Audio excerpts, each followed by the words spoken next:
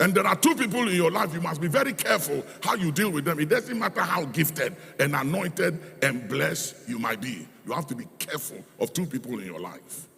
One is your biological father, because your biological father tells you your history, where you've come from. The second is your spiritual father. Your spiritual father shows you your future, where you are going, and directs you. These two people, you have to be very careful how you handle them, what you say about them, how you deal with them, no matter how gifted and anointed and the revelation you walk in. I'm just telling you, giftings and anointing and revelation doesn't make you a spiritual father, nor a biological father. It doesn't matter how much wealth you have. You can never become a father and make your father a son, whether spiritually or physically. It can't happen. You can't change it. It is what it is. And it's time that people begin to understand implications. Because I see a lot of gifted people, anointed people, and they think their gift and the anointing is okay, and that they can do anything and get away with it. You are joking. It's just a matter of time. I remember when I began, I was very successful in Ghana as the first charismatic church. And I was having problem with my spiritual father, Archbishop Idahosa of blessed memory. Ora Robert came to Ghana. We filled the stadium during those days. Huge. Inside, everywhere was packed. It got into my head. When I saw the numbers, it got into my head. I was very young at that time. And so when Ora Robert went back to America, he did a newsletter. And in the newsletter, he said that Action was one of the branches of Archbishop Benson Idahosa. One of my young pastors saw that and said, it's wrong. You have to put a disclaimer on it. He's your spiritual father, but your church is not for him. I was very stupid, because if he's my spiritual father, he trained me. What is wrong if he claims that my church is his?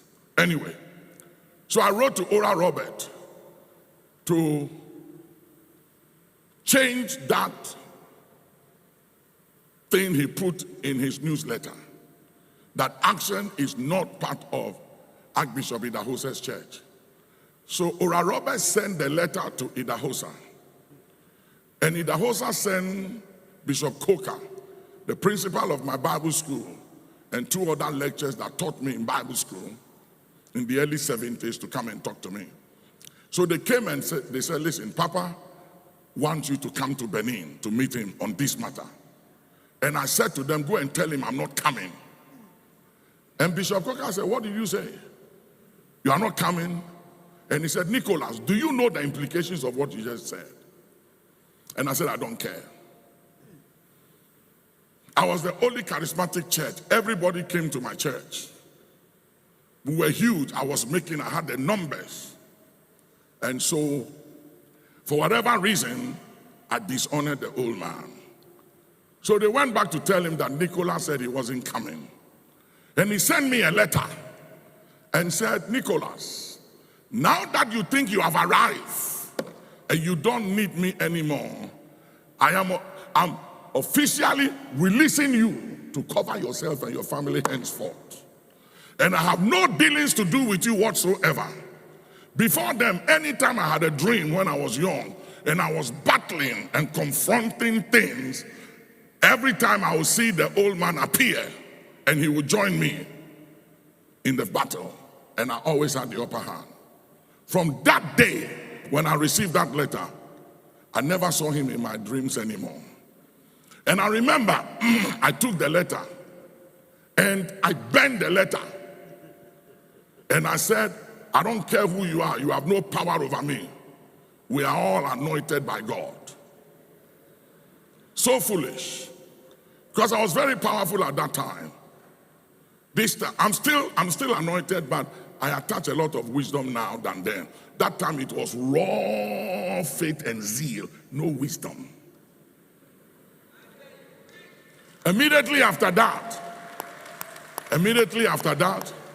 I started having some challenges with the then president, national security problems everywhere.